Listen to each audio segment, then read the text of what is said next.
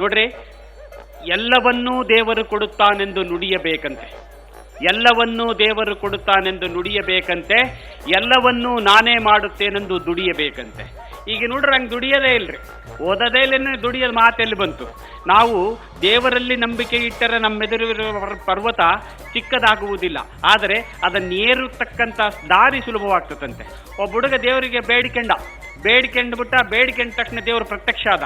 ಏನು ಬೇಕು ಶಿಷ್ಯ ಅಂತ ಕೇಳ್ದ. ದೇವ್ರು ಹೇಳಿದ್ರು, ಶಿಷ್ಯ ಏನು ಬೇಕು ಅಂತ ಕೇಳಿದ ತಕ್ಷಣ ಇವನೇರ, ದೇವರೇ ನನಗೊಂದು ಒಳ್ಳೆ ಕೆಲಸ ಕೊಡಿಸ್ಬೇಕು. ಕೆಲಸ ಹೆಂಗಿರ್ಬೇಕು ಅಂತಂದರೆ, ಜನ ಅವ್ರು ಬಂದು ಅವರಷ್ಟಿಗೆ ಅವ್ರ ಕೆಲಸ ಮಾಡ್ಕೊಂಡು ಹೋಗ್ಬೇಕು, ದುಡ್ಡು ಮಾತ್ರ ನನಗೆ ಬರಬೇಕು ಅಂದ್ಬಿಟ್ಟು. ದುಡ್ಡು ನನಗೆ ಬರಬೇಕು ಅಂದ ತಕ್ಷಣ ದೇವರು ಇದೆಂಥ ಬೇಡಿಕೆ ಇದು ಅಂತದ. ಏನು ನಿನ್ನ ಬೇಡಿಕೆ ಇನ್ನೊಂದ್ಸರಿ ಅಂತ? ಏನಿಲ್ಲ, ಜನ ಅವರಷ್ಟಿಗೆ ಅವ್ರು ಬರಬೇಕು, ಅವ್ರವ್ರ ಕೆಲಸ ಅವ್ರು ಮಾಡ್ಕೊಂಡು ಹೋಗ್ಬೇಕು, ದುಡ್ಡು ಮಾತ್ರ ನನಗೆ ಬರಬೇಕು ಅಂತ. ದೇವರು ತಥಾಸ್ತು ಅಂದ್ಬಿಟ್ಟ. ತಥಾಸ್ತು ಅಂದಿದ್ದೇ ತಡ ಹುಡುಗ ಬಸ್ ಸ್ಟ್ಯಾಂಡ್ ಸುಲಭ ಶೌಚಾಲಯದ ಮ್ಯಾನೇಜರ್ ಆಗ್ಬಿಟ್ಟ.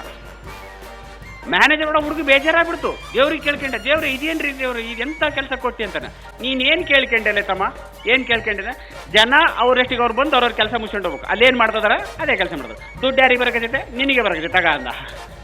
ಬಂಧುಗಳೇ, ವಾಸ್ತವಿಕತೆಗೆ ಹತ್ತಿರ ಇರ್ತಕ್ಕಂಥ ಬೇಡಿಕೆ ಇಟ್ಟಲ್ಲಿ ಬಹುಶಃ ನಮ್ಮ ಬೇಡಿಕೆಗಳು ಎಲ್ಲವೂ ಈಡೇರ್ತವಂತೆ.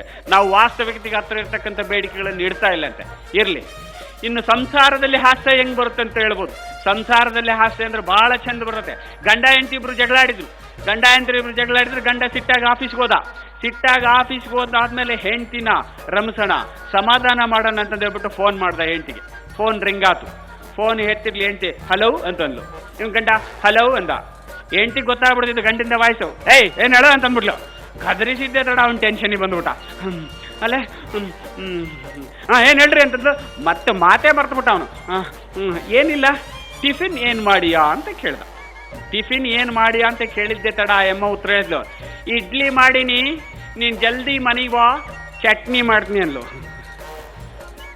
ಬಹಳ ಜನ ನಗ್ತಿದ್ದೀರಿ, ಚಟ್ನಿ ಮಾಡಿಸ್ಕೊಂಡಿರೋದ್ರಿ, ಚಟ್ನಿ ಮಾಡದಿರೋದ್ರಿ ಅಂತ ನನ್ನ ಲೆಕ್ಕ. ಇನ್ನು ಸಂಸಾರದಲ್ಲಿ ಎಷ್ಟು ಚೆನ್ನಾಗಿ ಹಾಸ್ಯ ಪ್ರಸಂಗಗಳು ಬರ್ತವೆ ಅನ್ನೋದಕ್ಕೆ ಒಂದು ಮಾತು ಹೇಳ್ತೀನಿ. ನಾನು ಶ್ರೀಮತಿ ಬಂದ್ಬಿಟ್ಟು ನಡ್ರಿ ಬಜಾರಕ್ಕೆ ಹೋಗೋಣ ಅಂತಂದ್ಲು.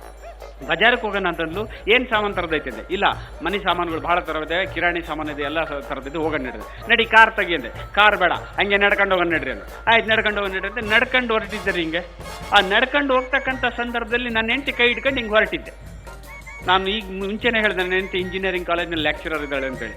ಹಿಂಗೆ ಕೈ ಹಿಡ್ಕೊಂಡು ಹಿಂಗೆ ಹೊರಟಿದ್ದಾರೆ. ಅಲ್ಲಿ ನನ್ನ ಸ್ನೇಹಿತ ಒಬ್ಬ ಬಂದಿದ್ದ ಬಜಾರ್ದಲ್ಲಿ. ಅವ್ನು ಹೋಗಿದ್ದ, ಡಾಕ್ಟರ್ ಬೆಣ್ಣಿ ನಮಸ್ಕಾರ ಅಂತ ವಿಶ್ ಮಾಡ್ದ.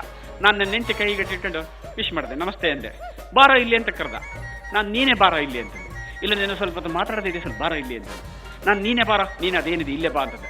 ನನ್ನ ಹೆಂಡತಿ ಕೈ ಗಟ್ಟಿ ಇಟ್ಕೊಂಡಿದ್ದೆ. ಅವ್ನು ಬಂದು ಏನನ್ನ ಮಗ್ರೆ, ನೀನು ಬಾರಿ ಕಳ್ಳನ ಮಗ ಇದು ಬಿಡಲೇ ನನ್ನ ಮಗನೇ ಅಂದ. ಯಾಕಲ್ಲೇ ಅಂತಂದೆ.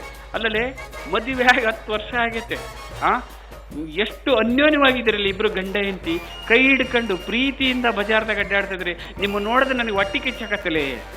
ನನ್ನ ಹೆಂಡ್ತಿನೂ ಐತೆ, ನಾನು ವೆಜಿಟೇಬಲ್ ಮಾರ್ಕೆಟಿಗೆ ಹೋಗೋಣ ಅಂತ ಕರ್ಕೊಂಬಂದಿರ್ತೀನಿ, ಅದು ಫ್ಲವರ್ ಮಾರ್ಕೆಟ್ನೇ ನಿಂತ್ಕೊಂಡಿರ್ತದೆ. ಅಲ್ಲಿದ್ದಾಳಂತ ಅಲ್ಲಿಗೆ ಹೋಗೋದ್ರೊಳಗೆ ಅದು ಮನೆಗೆ ಹೋಗಿ ಮಕ್ಕಂಬಿಡ್ತದೆ. ನಮ್ಮದು ಪರಿಸ್ಥಿತಿ ಹಿಂಗೈತಲೆ ಅಂತಂದ. ನಿಮ್ಮದು ಭಾರಿ ಲವ್ ಅಂಡ್ ಅಫೆಕ್ಷನ್ ಬಿಡಲೆ ಅಂದ. ನಾನು ಕರೆದಲೆ ಬಾರಲೇ ಇಲ್ಲಿ. ನನ್ನ ಹೆಂಡತಿ ಕೈ ಗಟ್ಟಿ ಹಿಡ್ಕೊಂಡು ಹೇಳಿದೆ, ನನ್ನ ಮಗನೇ, ಇದು ಲವ್ ಅಂಡ್ ಅಫೆಕ್ಷನ್ ಅಲ್ಲ, ಇವತ್ತು ಹಾಕಿದ ಸಂಬಳ ಆಗೈತೆ, ಕೈ ಬಿಟ್ಟುಬಿಟ್ರೆ ಬಂಗಾರದ ಅಂಗಡಿಗೆ ಓಡೋಕಳಲೇ, ಅದಕ್ಕೆ ಕೈ ಹಿಡ್ಕೊಂಡು ಅಡ್ಡಾಡ್ತಿದ್ದೀನಿ.